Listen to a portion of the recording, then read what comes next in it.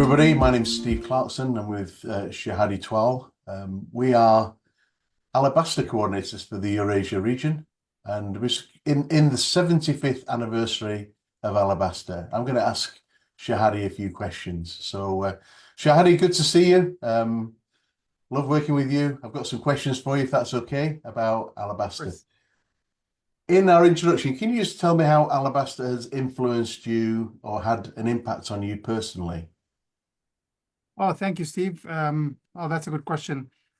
Well, actually, the church I grew up in Jordan, in Irbid, in the north of Jordan, was built, sorry, with the assistance of Alabaster. So if it wasn't for that help, I would not have a church where I could practice preaching, where we could meet safely, where the ministry could grow in an Islamic country. It was always difficult for us to find somebody who would sell us land for a church. You know, Jordan is a majority Muslim country, so to find somebody who is willing to sell us a church and to have the resources to buy, sorry, not a church, to sell us a land and to have the resources to buy that land was always a challenge. So once we found somebody who actually was a Muslim man who was willing to sell us land to build a church on, we contacted Alabaster. We told them we have the money, we just need a little bit of help, and Alabaster came through for us and gave us the funds we needed to purchase that land, and later on we were able to build that church. So that had a very personal impact on me and on my life, and the life of my family in Jordan, and all my relatives, and the congregation that is using that church until today. So our members give to Alabaster on a regular basis. Can you kind of share some of the projects that they've helped support over the recent months and years in our region? Definitely, and I'm very thankful for those members and for the churches who do give. It does have a big impact, not only on churches around the world, but actually also on here on our region. We have given to churches that are not even far away from the UK. We have given to churches that are in the UK.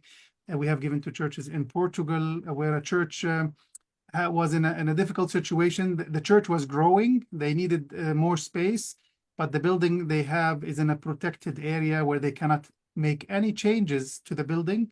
So Alabaster came and helped them buy a tent where they can place it, a non-permanent structure, which according to the law was legal. So we could build this non-permanent structure right next to the church, and now the church grew to more than 200 people. And they have a very good and strong ministry to the young, to the youth, to children, family ministry, and that all happened because of Alabaster's help.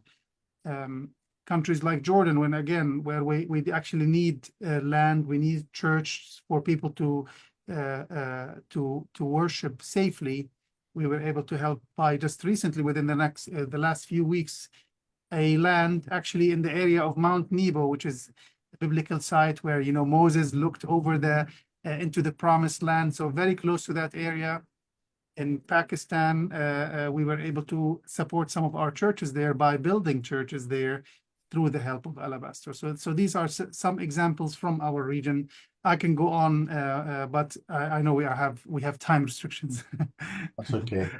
So if anybody has any questions, who can they reach out to if they're interested in Alabaster?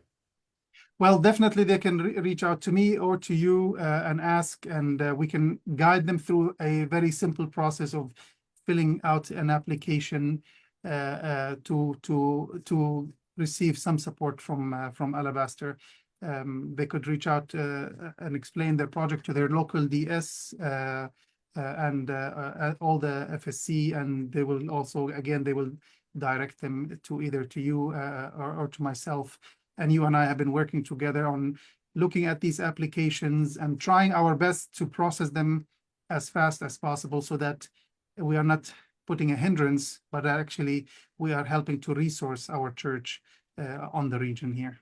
Absolutely. And it's a real blessing when we see the Alabaster requests come through. Can you just Definitely. remind our members and our friends what the kind of requirements we will be looking for when we kind of consider an Alabaster request? Yes. Definitely.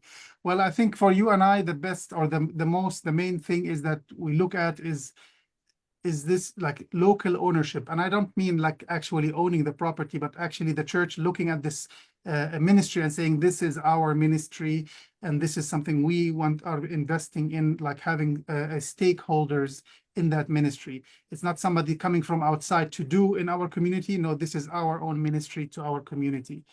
The second thing we see at is the financial resources the applicant is bringing. We do ask for a 50% participant. So if somebody, let's say, is asking $5, we ask them to also raise $5 on their own, so that there's again that sense of ownership. The third thing was we would like to see how they are participating in the mission of the church. So if they are giving to World Evangelism Fund, if they are working with the district, we don't try to like support a ministry that is on its own, that is not in cooperation with the district. So if a church is giving its part of its budget to the district and to the district ministry, and if it's working well with the district, if it has the district support. And finally, we do see who is driving the vision behind that project. We always, you and I, when we talk to the pastors, we would like to see that this is something that is agreed upon by the whole church or the whole community or the whole ministry team. It's not only one person who is driving that vision, but it is a communal vision of the church together. So these are some of the criteria we look at.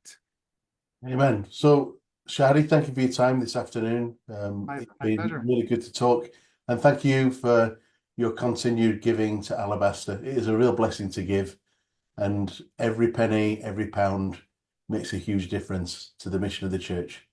Thank you, everybody. Bye-bye.